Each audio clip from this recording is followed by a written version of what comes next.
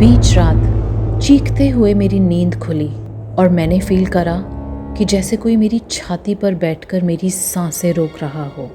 दोस्तों, आज की मेरी ये कहानी इसी सच्ची घटना पर बेस्ड है। तो आइए सुनते हैं। दोस्तों, मेरा नाम है एमी और कुछ ही साल पहले मैं मेलबर्न ऑस्ट्रेलिया में शिफ्ट हुई थी। पहली बार अपने पेरेंट्स से अलग होकर मैं मेलबर्न आई थी फॉर फर्दर स्टडीज़। तो यहाँ मैंने ये 1 बेडरूम अपार्टमेंट लिया जो कि 1930s एरा का बना हुआ था। काफ़ी पुराना आउटलुक, लेकिन मुझे बहुत पसंद था। एक दिन जब मैं कॉलेज से वापस आई तो मैंने पाया कि एक वुडन बोर्ड जिससे एक किचन की छत का एक होल ढका हुआ था वो ज़मीन पर टूटा हुआ पड़ा था। मैं हैरान हो गई कि ऐसा हुआ कैसे। मैंने वो वुडन बोर्ड उठाकर देखा तो वो कुछ 2 इंच थिक था। मुझे लगा शायद लैंडलॉर्ड ने पीछे से किसी को भेजकर ये कुछ ठीक करवाया होगा जिसकी वजह से ये हुआ। मुझे अच्छा नहीं लगा कि मुझसे बिना पूछे ऐसे कैसे करा सकते हैं। तो खैर, मैंने उस जगह की 2-3 तस्वीरें खींची और एक ईमेल लैंडलॉर्ड को लिख डाला।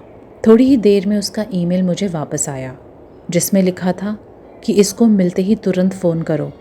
मैंने झट से अपने लैंडलॉर्ड को फ़ोन करा।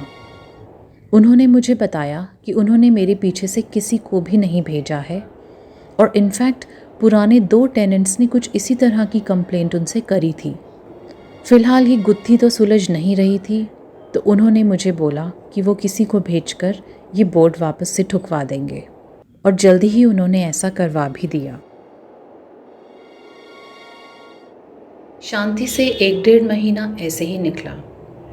एक रात जब मैं सो रही थी, अचानक सांस रुकने की वजह से मेरी नींद खुली और मैंने फील करा कि जैसे मेरी छाती पर बहुत प्रेशर हो, कोई घात लगाकर बैठा हो और मेरी नाक बंद कर रहा हो।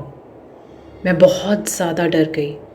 डर से मैंने अपने टांगे चलानी शुरू करी और कहीं से मेरे अंदर हिम्मत आई जिसकी वजह से मैंने अपना हाथ बढ़ाकर लाइट ऑन कर डाली। जैसे ही लाइट ऑन हुई, वो सारा प्रेशर मेरे ऊपर से उठ गया। अब मैं सांस भी ले पा रही थी, बट मैं काफ़ी डर गई थी। अभी मैं कुछ समझती कि मुझे किचन की तरफ से एक घिसटने जैसी आवाज़ आने लगी, जैसे कोई आटे की बोरी को घिसटा रहा हो। मुझे लगा कि शायद कोई मेरे घर के अंदर घुस आया है और चोरी कर रहा है।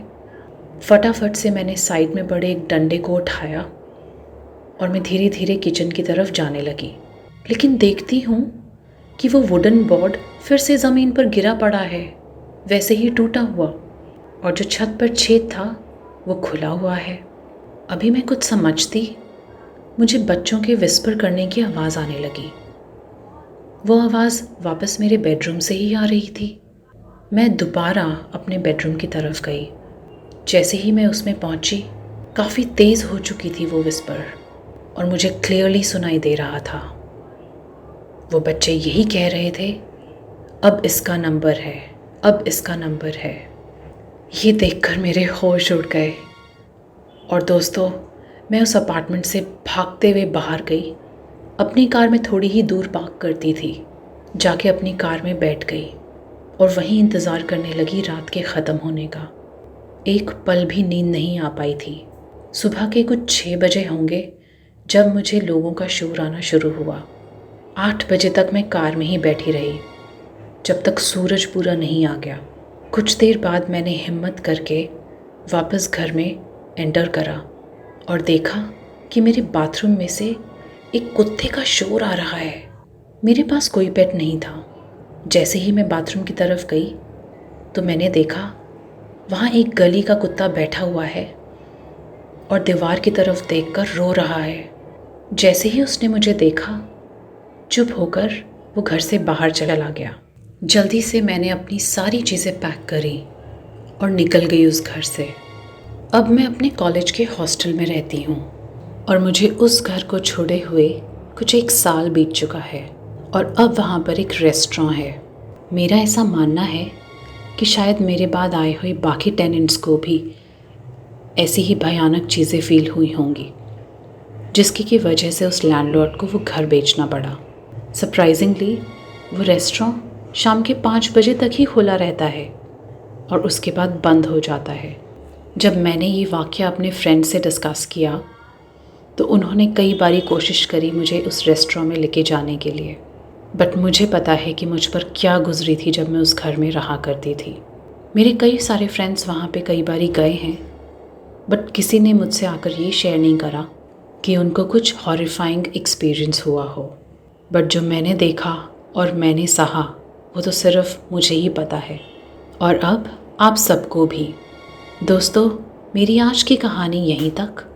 कल मैं आपके लिए हमेशा की तरह फिर से स्केरी स्टोरी लेकर आऊँगी। तब तक के लिए take care and good bye.